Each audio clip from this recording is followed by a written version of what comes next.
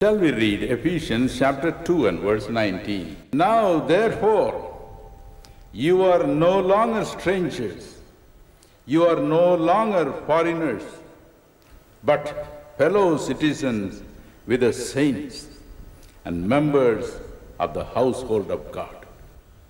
ఎఫెసీయులకు రాసిన పత్రిక 2వ అధ్యాయము 19వ వచనాన్ని ఒకసారి మనం చదువుకుందాం. కాబట్టి మీరిక మీదట పరజనులను పరదేశులనై ఉండక పరిశుద్ధులతో ఏక పట్టణస్థులను దేవుని ఇంటివారునై ఉన్నారు. You are no longer strangers. మీరు పరజనులు ఇకపై car. You are no longer foreigners. మీరు పరదేశులను కూడా car. You are no longer orphans. మీరు దిక్కులేని వారు ఏమాత్రము You car. are members of the household of God. మీరు దేవుని ఇంటివారునై ఉన్నారు.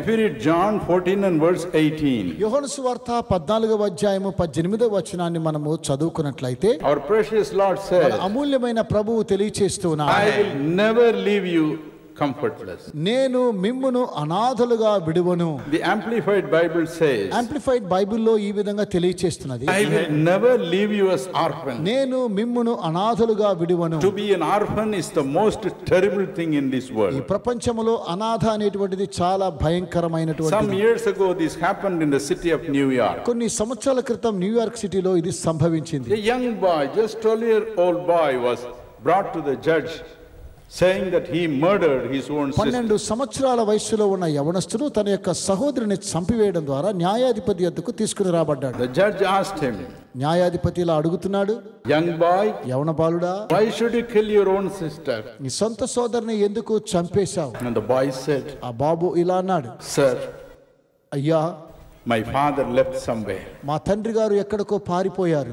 My mother ran away somewhere, మా తల్లి గారు కూడా ఎక్కడికో పారిపోయారు. leaving me and my sister. నన్ను నా సోదరుని విడిచిపెట్టి వెళ్ళిపోయారు. I didn't know what to do. నేనేం చేయాలో అర్థం కాలేదు. No place to stay. ఉండడానికి స్థలం కూడా లేదు. So we were staying in the footsteps, కనుక మేము ప్లాట్ఫారం మీద జీవిస్తూ ఉన్నాము, in the garages. గ్యారేజెస్ లో జీవిస్తూ ఉన్నాము. And when the people go to sleep, ప్రజలు అక్కడ నిద్రించడానికి వెళ్ళినప్పుడు we will sleep outside in the portico. మేము పోర్టిగో వెలుపల నిద్రిస్తాము. And every day I will leave my sister in different places. ప్రతి దినము కూడా నా యొక్క సహోదరిని వివిధమైనటువంటి ప్రాంతాల్లో వదిలివేస్తాను. I'll go to work. నేను పనికి వెళ్ళిపోతాను. I never had a specific job. నాకు ప్రత్యేకమైన ఉద్యోగం అంటూ లేదు. I'll beg for jobs. నేను ఉద్యోగం కోసమే భిక్షం అడుక్కుంటాను. Sometimes people will give me a job. కొన్నిసార్లు ప్రజలు ఉద్యోగం ఇస్తారు, I'll buy something, ఏదో ఒకటి కొనుక్కుంటాను, come back in the evening. సాయంకాలం తిరిగి వచ్చేస్తాను. Only in the evening myself and my sister will eat. సాయంకాలం వేళ మాత్రమే నేను నా సహోదరి భోంచేస్తాం. One day ఒకరోజు I could not find a job. ఉద్యోగం దొరకలేదు. I had nothing to eat. తినడానికి ఏమీ లేదు. I could not take anything to my sister. నా సహోదరికి ఏమీ తీసుకోవడానికి ఏమీ నా యొద్ద లేదు. But that evening when I went, నేను ఆ సాయంకాలం వెళ్ళినప్పుడు my sister was eagerly waiting. మా సహోదరి ఎంతగానో వేచి ఉన్నారు. She asked me, brother, అన్నయ్య, what have you brought? నాకేం తీసుకొచ్చాను? I'm hungry. నాకు ఆకలిగా ఉన్నది. I'm tired of drinking water and water and water. నేను నీళ్లు తాగి తాగి అలసిపోయి ఉన్నా. I told her, నేను ఆమెతో అన్నాను, my darling sister, నా ప్రియమైన సహోదరి, I have nothing in my hand. నా చేతిలో ఏమీ లేదమ్మా, I could not find a job. నాకు ఉద్యోగం దొరకలేదు. But she said, ఆమె అన్నారు, give me something to eat. తినడానికి ఆహారం కావాలి, I am hungry. నాకు ఆకలిగా ఉన్నది. Give me something to eat. తినడానికి ఏదైనా ఇవ్వండి, I'm hungry. నాకు ఆకలిగా ఉన్నది. I told her again and again. మరలా ఇలాగనే I సెలవిస్తాను, had nothing to give. నా యొద్ద ఏమీ లేదే. But she went on crying, ఆమె అలా ఏడుస్తూనే ఉన్నా. just not realizing what I am doing. నేనేం చేస్తూ ఉన్నాను నాకు అర్థం కాలేదు. I took a rod in my hand, నేను రాడ్ నా చేతిలో తీసుకున్నాను, better heavily. గట్టిగా కొట్టేశాను. It just broke her skull ఆమె తల పగిలిపోయింది, and she died. ఆమె మరణించారు. I cried. నేను విలపించాను, I cried. నేను ఏడ్చాను. I cry for my నా sister. చెల్లెల కోసమే ఏడ్చాను. Sir, I am an orphan. అయ్యా, నేను అనాథను. I could not help my sister. నేను నా చెల్లెలకు సహాయం చేయలేకపోయాను. Everybody in the court wept. కోర్టులో ఉన్నటువంటి ప్రతి ఒక్కొక్కరు కూడా కన్నీరు కార్చారు. It's terrible to be an orphan. అనాథ పరిస్థితి చాలా భయంకరమైనటువంటిది.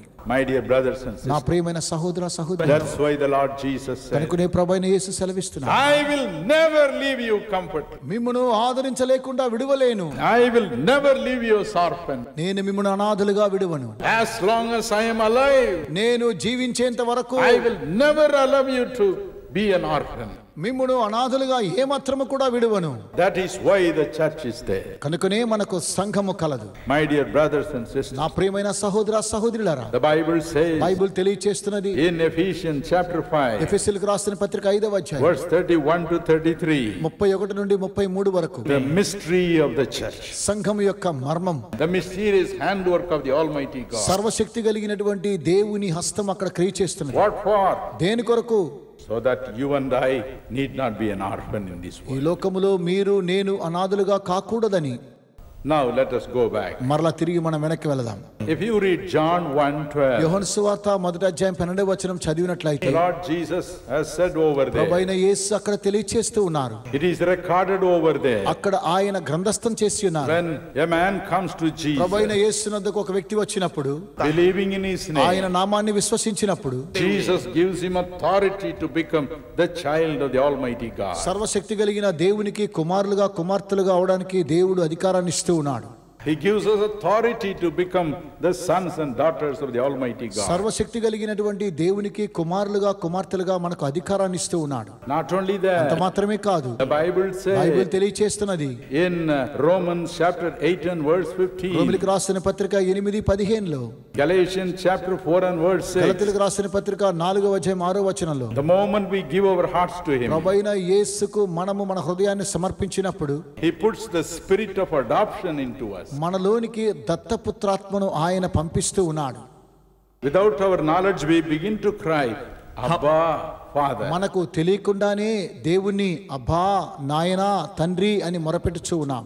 Abba, Father. అబ్బా నాయనా అంటున్నాం. Only God has only one son, దేవునికి ఒకే ఒక కుమారుడున్నాడు, the real son. నిజమైన కుమారుడున్నాడు. That is His son, Jesus Christ. ఆయన కుమారుడైన యేసుక్రీస్తు. Luke 1:45 says, లూకా సువార్త 1వ అధ్యాయం 45లో, when Gabriel appeared to Virgin Mary, Gabriel దూత కన్య అయినటువంటి మరియకు ప్రత్యక్షమైనప్పుడు he said, Mary, అతను అన్నాడు, Mariya don't be afraid how these things are going to happen. ఇది ఎలా నీకు సాధ్యమవుతూ ఉన్నది ఆలోచించుచున్నావా? The power of the Almighty God will overshadow you. సర్వోన్నతుడైనటువంటి శక్తి నిన్ను కమ్ముకొనుచున్నది. And the child that will be born in your womb shall be the Holy One of God.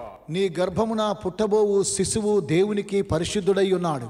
He shall be called the Son of God. ఆయన దేవుని కుమారుడని పిలువబడుచు ఉన్నాడు. In Luke chapter 3:21 and 22, లూకా సువార్త 3వ అధ్యాయము 21, when 22లో, the Holy Spirit came upon the Lord Jesus Christ, ప్రభువైన యేసు మీదికి పరిశుద్ధాత్మ వచ్చినప్పుడు, again in Matthew chapter 17 and verse 5, మత్తయి సువార్త 17వ అధ్యాయం 5వ వచనంలో, on the Mount of Transfiguration, కొండ మీదికి వెళ్లి రూపాంతరపరచబడినప్పుడు God spoke from heaven about Jesus. ప్రభువైన యేసు నిమిత్తమై పరలోకము నుండి దేవుడు మాట్లాడాడు. This is my beloved son. ఇదిగో ఈయన నా ప్రియ కుమారుడు. Ephesians chapter 1 and verse 4 says, ఎఫెసీయులకు రాసిన పత్రిక 1వ అధ్యాయం 4, the 5లో, beloved son of God. దేవుని ప్రియ కుమారుడై ఉన్నాడు. He is the only one son God has. దేవునికున్న ఏకైక కుమారుడు. But when we give our hearts to Him, అయితే మన హృదయాలు దేవునికి సమర్పించినప్పుడు, when we say, Lord, I am an orphan, దేవా నేను అనాథను చెప్పినప్పుడు, I am an orphan, నేను అనాథను, please take me as your son, నన్ను నీ బిడ్డగా స్వీకరించమని మనం కోరినప్పుడు, please forgive my నా sin, పాపములను క్షమించండి, take me as your నన్ను daughter. నీ ప్రియ కుమార్తెగా అంగీకరించండి. God says yes. దేవుడు సరే అంటున్నాడు. According to 2 Corinthians 6 and verse 2వ 18, కొరింథీయులకు రాసిన పత్రిక 6వ అధ్యాయం 18వ వచనం ప్రకారం God says, దేవుడు సెలవిస్తున్నాడు, then I shall be a father to you, నేను మీకు తండ్రినయ్యుందును, you shall be my sons and daughters, మీరు నాకు కుమారులు కుమార్తెలై ఉన్నారు, but you shall be my adopted sons and daughters.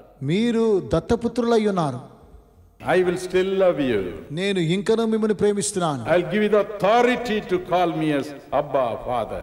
అబ్బా నాయనా తండ్రి అని మొరపెట్టి ఆధిక్యతను మీకు ఇస్తున్నాను. In 2 Samuel 2వ సమూయేలు chapter 19 19వ అధ్యాయం verse 12, 12వ వచనంలో same way అదేలాగున David said దావీదు సెలవిస్తున్నాడు, to the Judah tribe, యూదా గోత్రమునకు చెందినవాడు, the tribe of యూదా Judah, గోత్రమునకు you చెందినవాడు, are my bone and you are my నీవు flesh. నా ఎముకలో ఎముక మాంసములో మాంసమై ఉన్నావు. He spoke to their commander in chief Amasa. అమాజ్యా అనేటువంటి సైన్యాధిపతితో అతను మాట్లాడుతున్నాడు, Amasa, అమాజ్యా you are my bone, నీవు నా ఎముక వంటి You వాడు, are my flesh. నా యొక్క మాంసం వంటి వాడు. What a privilege. ఎంత గొప్ప ఆధిక్యత. God calls you like that. దేవుడు కూడా మనల్ని ఈ విధంగా పిలుస్తూ ఉన్నాడు. The day you give your heart to Christ, my నా brother, ప్రియమైన సహోదరుడా, క్రీస్తుకు మీ హృదయాన్ని సమర్పించినప్పుడు, my sister, నా ప్రియ సహోదరి, you become part and parcel of the Almighty God. మీరు సర్వశక్తి కలిగినటువంటి దేవునికి భాగస్థులై ఉన్నారు. God says, దేవుడు సెలవిస్తున్నాడు, I have only given birth to this fellow. నేను ఈ వ్యక్తికి జన్మనిచ్చాను. I have only given birth to this little girl. ఈ చిన్నదానకు నేనే జన్మనిచ్చాను. Oh, he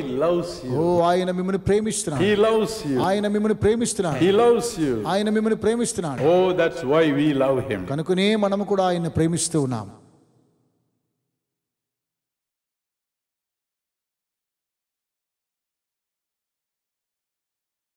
Our precious Heavenly Father, ప్రశస్తమైన మా ప్రియ పరలోకపు తండ్రి, we want you to fill our soul and mind and body with your strength, O Father. ఓ దేవా, మా ప్రాణాత్మ దేహములో మీ యొక్క బలము చేత నింపమని ప్రార్థిస్తున్నాం. We humble before you, Father. తండ్రి, మీ ఎదుట మేము తగ్గించుకొనుచున్నాం.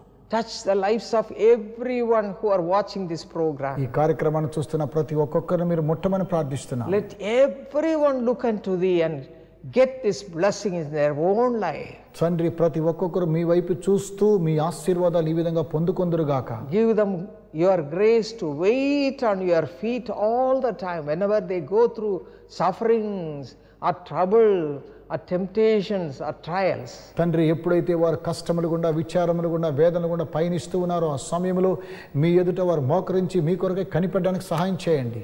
Give them grace to wait upon your feet. తండ్రి, వారు మోకరించి మీ ఎదుట కాచుకోవడానికి సహాయం చేయండి. As a family, give them grace to wait with one accord. కుటుంబముగా వారందరూ ఏకం కూడి ప్రార్థించడానికి వారికి ఏక మనసును దయచేయండి. I know when they pray as a family together, they will receive God's abundant blessings in their family.